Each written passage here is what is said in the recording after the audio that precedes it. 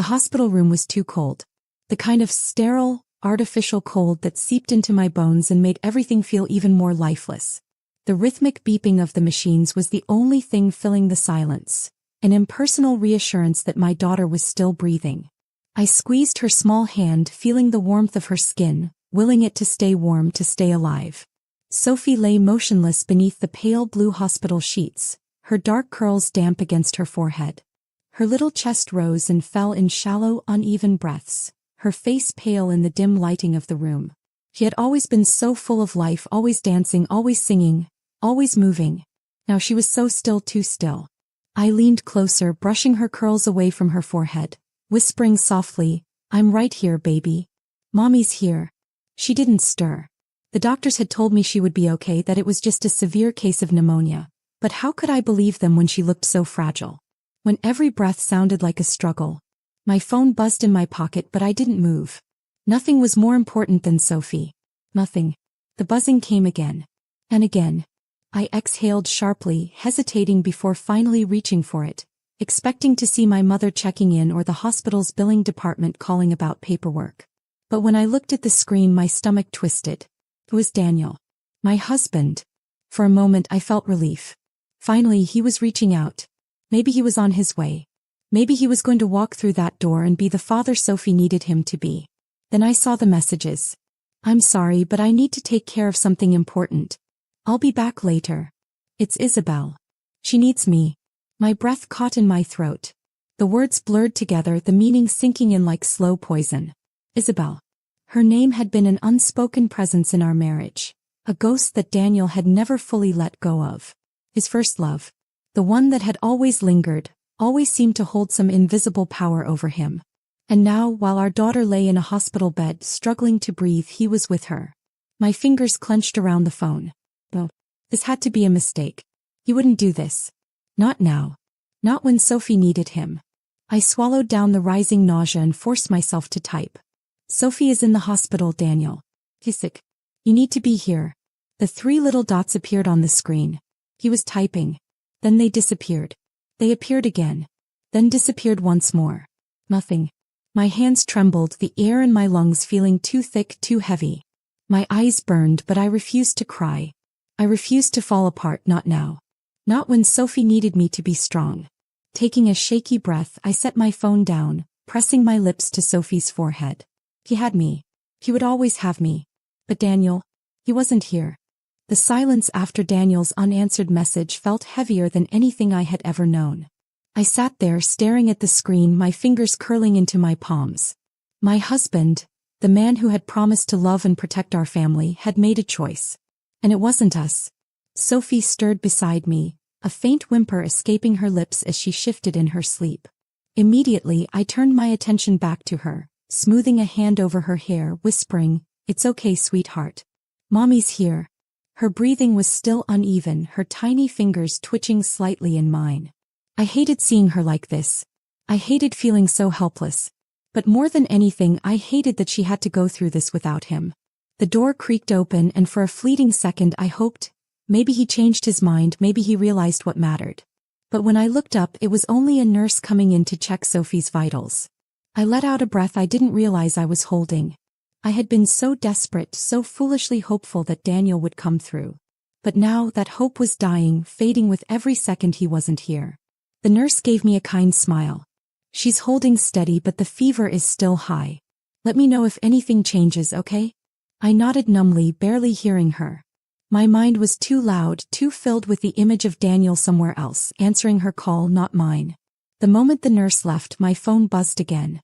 My heart jumped before I even glanced at the screen. Maybe he had come to his senses. Maybe he was on his way. I grabbed the phone only to feel my stomach twist all over again. "I know this is hard, but I have to go. I'll be back soon." That was it. No explanation, no regret. Just an empty promise like the ones he had given so many times before. I gripped the phone, my hands trembling. He wasn't coming. He was choosing to walk away, to be somewhere else with someone else, while our daughter lay in a hospital bed fighting to get better. A part of me wanted to call him, to scream, to demand answers. But what would that change? He had already made his decision. A sharp pain bloomed in my chest, an ache so deep I could barely breathe. How had we ended up here?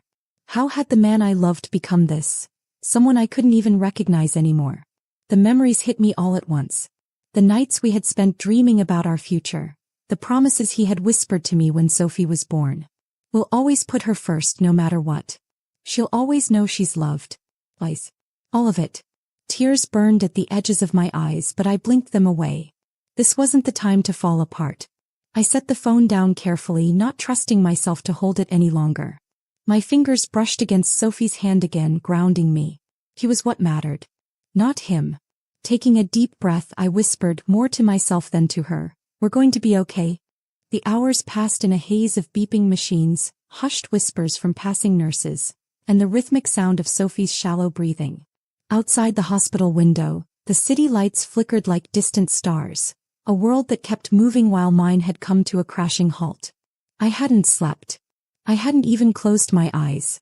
I just sat there, my fingers intertwined with Sophie's, my entire body exhausted but unwilling to rest. I kept waiting for the sound of footsteps in the hallway, for the door to open and for Daniel to walk in, guilt in his eyes, an apology on his lips. But there was nothing. The only thing that came was silence. The last message he had sent replayed in my mind over and over like a cruel mantra. "I know this is hard, but I have to go. I'll be back soon." What did soon even mean? A few hours? A day? A week? Would he even bother coming back at all? I pulled my knees up to my chest, wrapping my arms around myself. I didn't want to cry. I had promised myself that I wouldn't. But my vision blurred, and before I could stop it, a single tear slipped down my cheek. I wasn't crying for him. I was crying for Sophie. For the father who had chosen someone else over her. For the moment she would wake up and realize he wasn't here. For the day she would start asking questions that I would have no good answers for. A soft murmur broke through my thoughts. "Mommy?" My breath caught in my throat. Sophie's voice was barely above a whisper, weak and scratchy, but it was the most beautiful sound I had ever heard. I wiped my tears quickly and leaned over her, brushing my fingers gently through her dark curls. "I'm right here, sweetheart," I whispered, my heart hammering in my chest. "How do you feel?" She blinked up at me, her brown eyes glassy with fever. "Sleepy." I swallowed the lump in my throat, forcing a smile. "That's okay, baby. You need to rest." She shifted slightly, then frowned, looking around the dimly lit room. "Where's Daddy?" The question hit me like a punch to the gut. For a split second I wanted to lie. To tell her he was just outside getting coffee, that he would be here any second. But I couldn't do that to her. She deserved the truth, even if she didn't fully understand it yet. I smoothed a hand over her forehead and said as gently as I could, "Daddy had to take care of something." Sophie's tiny brows furrowed. "But I need him." My throat tightened. "I know, sweetheart," I whispered, kissing the top of her head. "But I'm here, okay? I'll always be here." She let out a soft, tired sigh and nestled closer to me, her fingers curling weakly into the fabric of my sleeve. I held her tightly, feeling her warmth against my skin, feeling the weight of her trust, her love. She deserved better. And I would make sure she got it. No matter what. Morning came too soon, washing the hospital room in soft golden light. Sophie was still asleep, her tiny hands still curled around mine. I had barely moved all night, afraid that if I let go she would slip away, that the fever would take her into a place I couldn't reach. But as the first rays of sunlight crept through the window, I knew something with absolute certainty. Daniel wasn't coming back.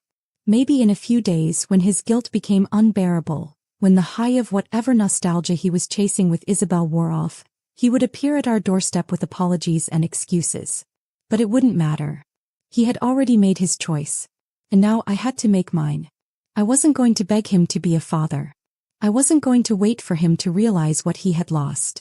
I was done. The thought settled deep in my chest, cold and final. And yet, as painful as it was, it also felt freeing. I pulled out my phone, staring at his last message. "I'll be back soon. Please." I blocked his number. There was nothing else to say. A soft knock at the door pulled me from my thoughts. My mother's familiar face peeked in, concern etched into every line of her expression. She had always warned me about Daniel, had always sensed something in him that I hadn't wanted to see. But she didn't say "I told you so." She just walked in, taking one look at Sophie, then at me before wrapping me in a tight embrace. "Sweetheart," she murmured, brushing my hair back, her voice gentle but firm. "You're not alone in this. Whatever you need, I'm here." And for the first time since this nightmare began, I allowed myself to lean into that comfort, to accept that I didn't have to carry this weight alone. Hours later, when Sophie finally woke up again, she was a little stronger, her fever breaking. She smiled at me sleepily, her fingers playing with the edge of her hospital blanket. "Mommy, can we go home soon?" I kissed her forehead, swallowing back the emotion rising in my chest. "Yes, baby. Soon. Home." The word felt different now, because it would never be our home again. It would be mine and Sophie's. And that would be enough. The drive home from the hospital was quiet. Sophie had fallen asleep in the back seat, her little face still pale but peaceful, and I kept my eyes on the road, focusing on the movement, on the act of going forward. Because if I let my mind wander, I knew where it would go. To Daniel. To how he hadn't called. Hadn't asked if Sophie was okay. Hadn't even tried to explain himself. And worst of all, I wasn't even surprised. When we pulled into the driveway, my mother helped me carry Sophie inside, tucking her gently into her bed. I sat on the edge of the mattress, brushing a stray curl from my daughter's forehead, watching her sleep, memorizing every breath. She had been so strong. Stronger than I felt. The soft creak of the bedroom door pulled me from my thoughts. My mother stood there, arms crossed, her expression unreadable. "You should eat something," she said after a moment. I nodded, but I didn't move. She sighed, stepping further into the room. "Elena, have you heard from him?" The question lingered in the air, heavy and bitter. I knew she didn't mean to press, but the way she said his name made something inside me crack. "No," I admitted, my voice barely above a whisper. "And I don't think I will." Her lips pressed into a thin line, her jaw tightening. "Good." I blinked, looking up at her. "Good." She walked over, lowering herself onto the chair beside Sophie's bed, her expression tired but firm. "Sweetheart, I know this hurts. I know it feels like your whole world is falling apart." She reached over, squeezing my hand. "But if a man can walk away from his sick child for another woman, then he never deserved to be here in the first place." I swallowed, looking back at Sophie's peaceful face. My mother was right. But knowing that didn't make it hurt any less. The next few days were a blur of adjustment. Of making tea for Sophie when she coughed in the night. Of pretending to be fine when I really wasn't. Of deleting old photos, of removing traces of Daniel from our lives. And then on the third day my phone rang. His name lit up the screen. I stared at it for a long moment, my heart pounding, my hands gripping the edges of the kitchen counter. Part of me wanted to answer. To demand an explanation. To ask how he could have done this to us, how he could have left Sophie when she needed him most. But another part of me, the part that had spent the last few days picking up the shattered pieces of my life, knew that no answer would ever be good enough. The phone stopped ringing. A few seconds later, a message appeared. "I'm coming over. We need to talk." A sharp breath left my lips. So now he wanted to talk? Now, after all this time, after ignoring his family, after choosing Isabel? I set the phone down, my pulse hammering in my ears.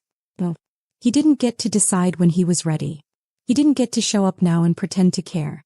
This time I was the one making the choice. And I was done waiting for Daniel Carter. The clock on the kitchen wall ticked away the minutes, but I couldn't move. Daniel's message sat unread on my phone, his words taunting me. "I'm coming over. We need to talk." He thought he could just walk back in. That he could pick and choose when to care, when to remember that he had a family. That Sophie had been fighting to breathe while he had been chasing his past. Well, he didn't get to decide when this conversation happened.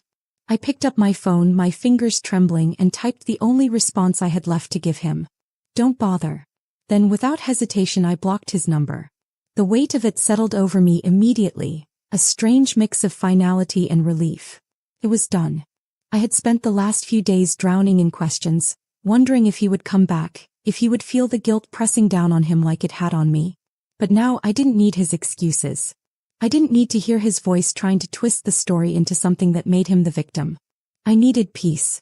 A soft knock at the front door startled me from my thoughts. For a brief second my heart clenched. Had he come anyway? Was he standing on the other side of that door, ready to plead his case? I took a steadying breath and wiped my palms against my jeans before pulling the door open. But it wasn't Daniel. It was Liam. The sight of him standing there, his green eyes calm but full of something I couldn't quite name, made my breath hitch. He looked different than the last time I'd seen him. More rugged, like he had been working late or maybe just carrying the weight of something heavier than usual. His dark hair was slightly tousled, his leather jacket unzipped over a plain gray t-shirt, casual but effortlessly put together. "I heard about Sophie," he said softly. "I wanted to check in." I swallowed, gripping the edge of the door. "How?" His lips quirked into a small smile as if he knew what I was asking. "Your mom," he admitted. "She called me." That shouldn't have surprised me. My mother had always liked Liam, always thought he was a better man than Daniel. I had once brushed off her comments as harmless, just another one of her little observations. But now, standing in the doorway with Liam looking at me like I was something worth worrying about, I wasn't sure I could ignore it anymore. I hesitated, my first instinct to tell him I was fine, to keep the mask up. But then I let out a slow breath, stepping aside. "Do you want to come in?" Liam didn't hesitate. He walked past me, his presence grounding, solid. It was only then that I realized how much I needed someone to just be here. Someone who wasn't part of the mess, who wasn't another broken piece of my past. The moment I shut the door, I felt the exhaustion settle over me again. I ran a hand through my hair, sighing. "It's been a lot." Liam leaned against the counter, crossing his arms. "I can imagine." His voice was low, steady. "But you don't have to go through it alone." I let out a bitter laugh. "That's exactly what I have to do." Daniel made his choice. I gestured vaguely toward my phone, where his blocked message still sat on the screen. "And I made mine." Liam studied me for a long moment before speaking. "Good." I blinked, caught off guard. "Good." His green eyes met mine, steady and certain. "Yeah. Because you deserve better, Elena. And so does Sophie." Something in my chest tightened at the sincerity in his voice. He wasn't just saying it to be kind, he meant it. The weight of the past few days pressed down on me, heavier than ever. I didn't realize I was shaking until Liam reached out, his fingers brushing against mine. It was such a small gesture, but it was real. It wasn't a grand apology, it wasn't an empty promise. It was someone standing beside me saying I'm here. And maybe for now that was enough. The weight of exhaustion settled into my bones, but for the first time in days I didn't feel entirely alone. Liam stood in my kitchen, leaning against the counter, his arms crossed, watching me with that quiet, patient intensity he always had. He wasn't pushing, wasn't asking questions I wasn't ready to answer. He was just there. And I didn't realize how much I needed that until now. I moved toward the fridge, pulling out a bottle of water, if only to give myself something to do. "I don't even know how to start over," I admitted, my voice barely above a whisper. "I spent years building a life with someone who..." I swallowed, shaking my head. "Someone who didn't think twice before walking away." Liam didn't respond immediately. He just studied me, his green eyes steady, like he was considering his words carefully. "Starting over doesn't mean forgetting," he finally said. "It just means deciding what's worth carrying with you." I let out a quiet, bitter laugh. "And what if there's nothing left worth carrying?" Liam's gaze softened, and when he spoke again, his voice was gentle but certain. "Then you build something new." His words settled deep in my chest, and I hated how much I wanted to believe them. Because the truth was, I wasn't just mourning Daniel. I was mourning the version of myself that had trusted him, the woman who had believed in the kind of love that didn't walk away when things got hard. Liam was still watching me, and when I met his gaze, something shifted in the air between us. It wasn't forced. It wasn't rushed. It was just there. Unspoken but undeniable. I cleared my throat, forcing a small smile. "I don't even know who I am without him." Liam pushed off the counter, taking a slow step closer. "Then maybe it's time to find out." My heart stuttered slightly at the way he said it. Not as a question, not as an empty promise, but as a fact. He was close now, close enough that I could see the faint hint of stubble along his jaw, the way his green eyes held something I hadn't seen in a long time, something real. He wasn't here because he felt obligated. He wasn't here because he wanted to fix me. He was just here. I didn't realize I was holding my breath until he reached out, tucking a stray strand of hair behind my ear. His fingers barely brushed against my skin, but the touch sent warmth curling through me, something unfamiliar, something terrifyingly safe. "Liam," I started, unsure of what I was even going to say. He shook his head, a small smirk tugging at his lips. "Relax, Elena. I'm not going anywhere." And for the first time in a long time I believed it. The morning air was crisp, carrying the scent of fresh rain as I stood on the porch, watching the sun slowly rise over the horizon. Sophie was still asleep inside, her breathing finally steady, her fever long gone. It should have been a peaceful moment, but the weight pressing against my chest made it impossible to enjoy. I had spent the last few days trying to piece myself back together, trying to focus on moving forward instead of looking back. Liam had been a constant presence, grounding me in ways I hadn't even realized I needed. And yet, no matter how much I tried to silence the thoughts clawing at the edges of my mind, they always led me back to the same place. Daniel. I hadn't heard from him since I blocked his number. No calls. No messages. No desperate attempts to explain himself. And for a while I had convinced myself that it was for the best, that he had made his choice and so had I. But deep down a part of me had still been waiting. Waiting for him to regret. Waiting for him to realize what he had thrown away. Waiting for him to fight for the family he had abandoned. And then, as if the universe had been listening, a car pulled into the driveway. My stomach twisted. Daniel. He stepped out slowly, his posture hesitant, as if he wasn't sure if he was even allowed to be here. His suit was slightly wrinkled, his tie loosened, as if he had driven here straight from whatever life he had run to. His icy blue eyes met mine across the distance, searching, waiting for something. Acceptance maybe, or forgiveness. I stayed perfectly still, gripping the edge of the porch railing so tightly my knuckles turned white. I had imagined this moment 100 times, what I would say, how I would react. But now that he was standing in front of me, I felt nothing. Elena. His voice was careful, almost soft, like he knew how thin the ice beneath him was. I know you probably don't want to see me, but You're right, I interrupted, my voice steadier than I expected. I don't. A flicker of guilt passed over his face. He exhaled, running a hand through his light brown hair before taking another slow step forward. I messed up. I know that. I let out a quiet, bitter laugh. You messed up? I shook my head, crossing my arms. You left us, Daniel. You walked away when our daughter was in a hospital bed, fighting to breathe. And now you just show up? What do you think this is? His jaw tightened, but he nodded as if bracing himself. I deserve that, he admitted. But I never meant to hurt you. I scoffed. Oh well, that makes it so much better. Elena, please, he said, his voice breaking slightly. I was confused. I didn't know what I was doing. Isabel. Don't. I held up a hand, cutting him off. Don't say her name. I don't care why you did it, Daniel. The why doesn't change the what. His eyes darkened with frustration, but he didn't argue. I need you to understand that I regret it. Every second of it. I should have been here. I should have been with Sophie. I know I failed you both, but I swear I'll fix this. I'll make it right. I stared at him, something inside me unraveling. This was the moment I had waited for. The moment where he realized his mistake, where he came back, where I had the chance to tell him how deeply he had broken me. But now that it was happening, I realized something. I didn't care. I didn't want his regret.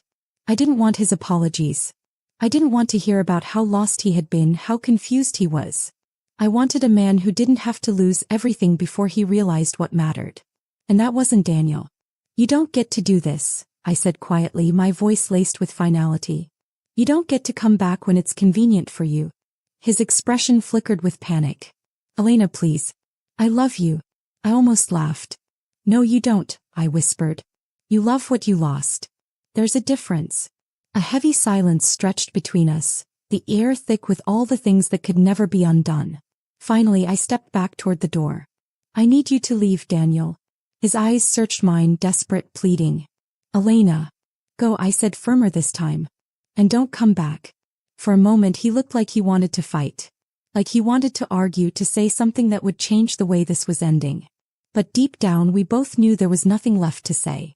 After what felt like an eternity, he swallowed, nodding stiffly. Without another word he turned, walking back to his car. I didn't watch him leave.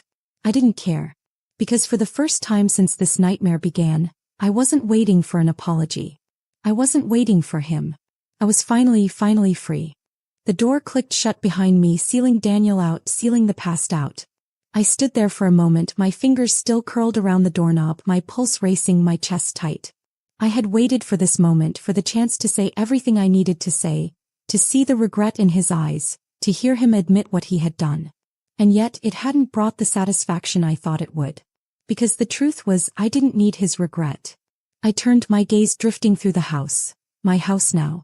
The space felt different, like I was seeing it for the first time without the weight of him in it. The framed pictures on the wall, the couch where we had once curled up on lazy Sundays, the kitchen where he used to stand behind me while I cooked. Every piece of it had been tainted by his absence. And now, for the first time, I saw it as something else. A blank slate. A chance to rebuild. Mommy. Sophie's sleepy voice pulled me from my thoughts. I turned to see her standing in the hallway, her small form wrapped in her favorite pastel blanket, rubbing her eyes. My heart ached as I walked toward her, kneeling down to her level. "Hey, sweetheart," I said softly, brushing her curls from her face. "What are you doing up?" She frowned slightly, tilting her head. I heard voices. Was Daddy here? My throat tightened. I had spent so much time thinking about what Daniel had done to me that I had almost forgotten the hardest part. What he had done to her. I forced a soft smile. But he had to leave. Sophie's lower lip trembled. Didn't he want to stay? The words crushed something inside me. How could I explain to her that the father she adored had made a choice? That he had walked away when she needed him most? That even now when he came back it wasn't for the right reasons? I cupped her small face gently. "Baby, sometimes people make choices that hurt us even when they don't mean to." I took a shaky breath. "But that doesn't mean we're not enough. And it doesn't mean we have to wait for them to come back." She stared at me for a long moment, her brown eyes searching mine. Then slowly she nodded. I pulled her into my arms, holding her close, breathing in the familiar scent of her shampoo. She was still so small, still so innocent. And I swore in that moment that I would never let her feel abandoned again. As I carried her back to her room, tucking her under the blankets, I felt the weight in my chest start to ease. Maybe this was it, the real moment of closure. Not the confrontation with Daniel. Not his pathetic excuses. But this. Knowing that I had chosen us. When I walked back into the kitchen, I nearly jumped when I saw Liam standing by the counter, arms crossed, watching me carefully. "You heard all that, didn't you?" I asked, rubbing my temples. His lips quirked into the faintest smirk. "Not my fault you leave the door unlocked." I let out a tired laugh, shaking my head. "What are you even doing here?" Liam exhaled, his smirk fading slightly. "Your mom called me." His green eyes softened. "She was worried about you." "Of course she was." I sighed, leaning against the counter, suddenly feeling so drained. "I told him to leave," I admitted. "And I think I meant it." Liam studied me for a long moment before nodding. "Good." I let out a breathy laugh, shaking my head. "You always say that." "Because it's true," he said simply. Then after a pause he added, "You didn't need him, Elena. You never did." The words hit deeper than I wanted them to. Because maybe he was right. Maybe I had spent all these years thinking Daniel was the glue that held our family together, when in reality it had always been me. For the first time I let myself believe it. I straightened, looking at Liam, really looking at him. The man who had shown up when no one else had. Who had stood by me when Daniel walked away. Maybe it was too soon to think about what that meant. Maybe I wasn't ready for more yet. But I wasn't afraid of it anymore. And that was something. The weight of everything settled into my bones as I set my phone down, Daniel's name still lingering on the screen. The call had lasted less than 2 minutes, but in that short time, I had done something I never thought I'd be strong enough to do. I had let him go. There was no grand explosion, no dramatic final words. Just a quiet understanding that this was the end. The end of waiting. The end of hoping for something that would never return. The end of us. And I felt lighter. Not instantly. Not completely. But in a way that told me this was the beginning of something else. I exhaled slowly, rubbing my temples, my body heavy with exhaustion. Letting go of a person wasn't just about the words. It was about unlearning the patterns, the instincts, the way my mind had been wired to include him in every decision, every moment. No. Now there was nothing but the empty space where he used to be. I stared at my reflection in the dark window, watching the way the city lights flickered in the distance. I had spent so much time defining myself through my relationship with Daniel. As his wife. As Sophie's mother. As the woman who had been left behind. But that wasn't who I was. Not anymore. A soft knock on the door pulled me from my thoughts. For a brief, ridiculous second my stomach clenched, thinking, Daniel came back. But then reality settled in. Oh, Daniel had already proven who he was. And I wasn't waiting for him anymore. I opened the door, my breath catching slightly at the sight in front of me. His dark hair was slightly tousled, his green eyes warm but searching. He wasn't dressed in anything special, just jeans and a jacket, the same casual ease he always carried. But the way he looked at me, the way he had always looked at me, made something shift inside my chest. Hey, he said simply. I swallowed, my throat tight. Hey. He studied me for a moment before tilting his head slightly. You okay? I let out a soft, breathy laugh, running a hand through my hair. I think I finally am. Liam exhaled, nodding once as if he had been waiting for me to say it. Good. He didn't push for details. Didn't ask about Daniel. He didn't have to. Because he already knew.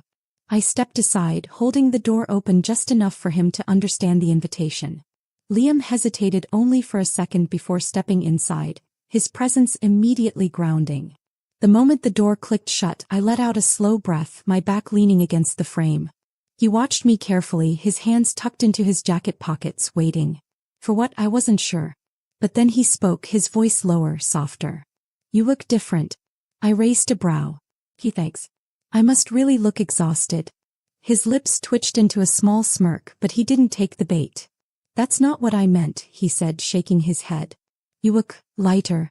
I blinked at him, surprised by how much those words hit. Lighter. That was exactly how I felt. I let out a quiet laugh, shaking my head. I sighed, folding my arms over my chest. I let him go, Liam. The words felt foreign but right. I don't know why it took me so long, but I finally did it. Liam nodded once as if he had known I would get here eventually. And how do you feel? I hesitated, rolling the thought around in my head. Relieved, I admitted. Sad but relieved. Liam watched me, his green eyes steady, patient. You did the right thing. I let out a slow breath. Then why does it still feel like I'm standing at the edge of something, and I have no idea where I'm supposed to go next? He smirked slightly, shifting his weight. Because you are. I raised a brow. That's not very comforting. Liam chuckled, shaking his head. It's not supposed to be. It's just the truth. I sighed, leaning against the counter, my fingers tapping idly against the surface. And what do you think I should do now? Liam exhaled, tilting his head slightly. I think you should stop waiting for someone to tell you what's next. I opened my mouth to argue but then stopped. As he was right. For so long I had let other people dictate my next move. I had waited for Daniel to decide when he was ready to be a father, when he was ready to try again. I had waited for apologies, for explanations, for some kind of closure that was never going to come. But now the only person who got to decide what came next was me. I took a deep breath, nodding slowly. Okay, I said, the word feeling heavier than it should. Liam arched a brow. Okay.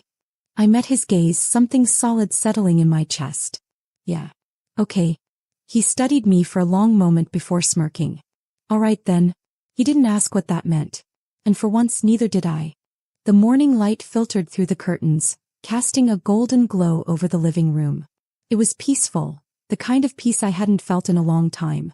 There were no unanswered calls sitting in my notifications, no lingering expectations weighing me down. Just silence, warm and welcoming.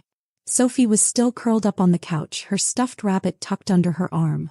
The cartoon she had been watching earlier had long since ended, the television now playing soft background music.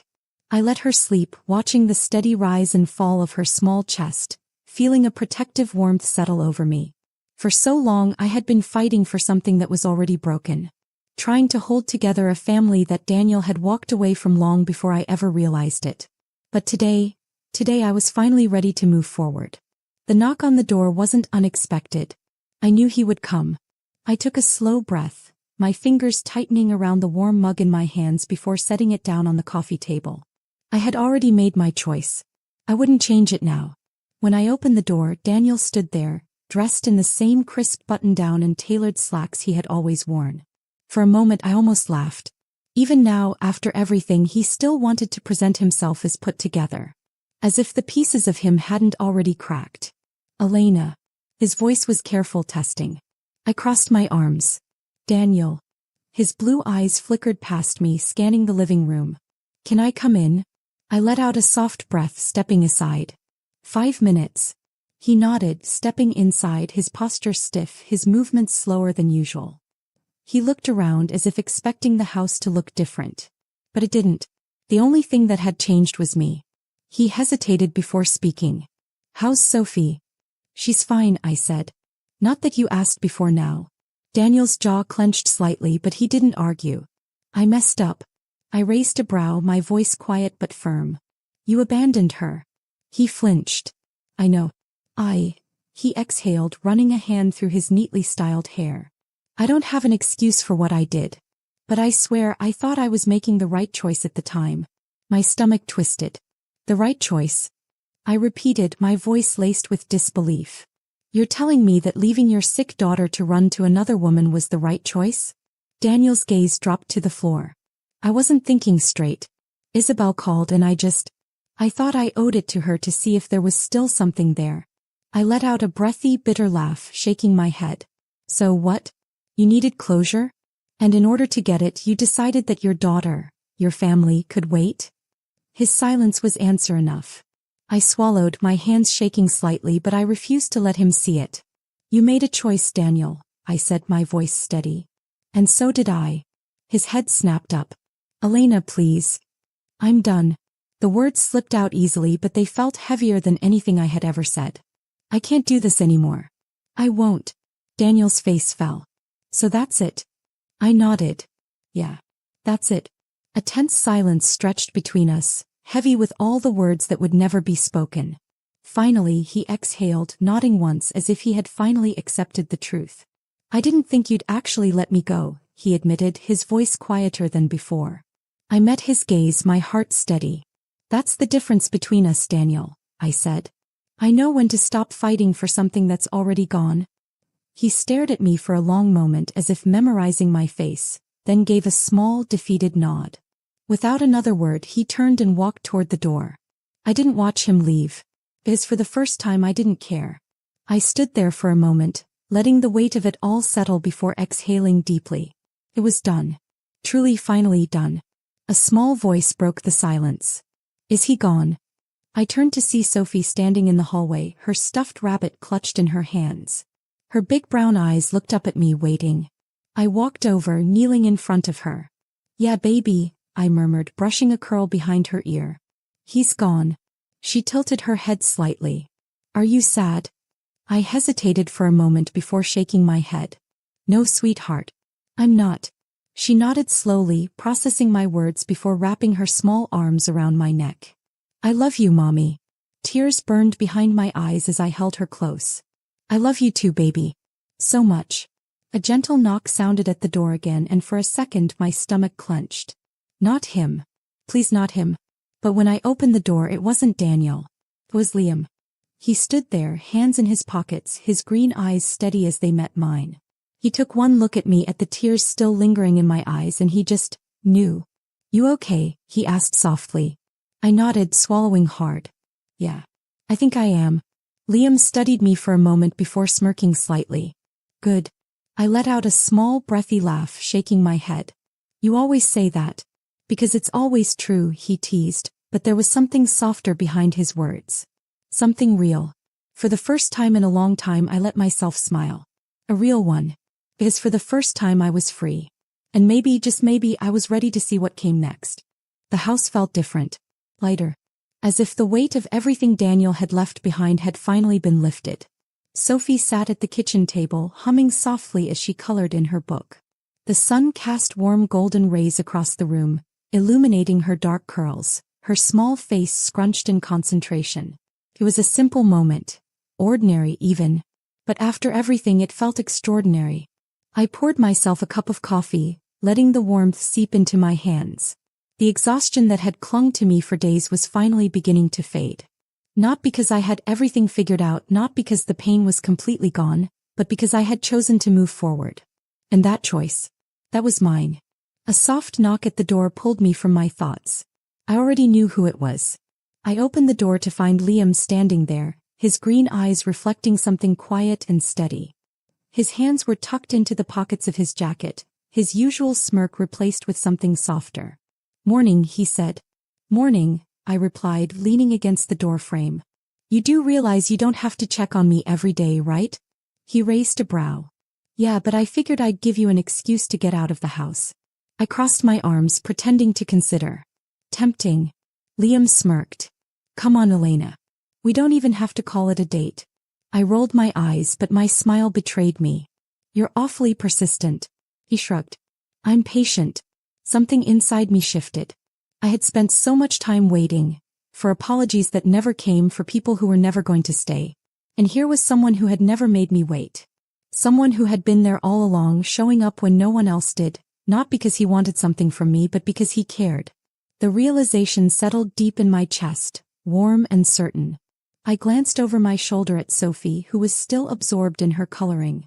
Then I turned back to Liam, my fingers curling lightly around the edge of the door.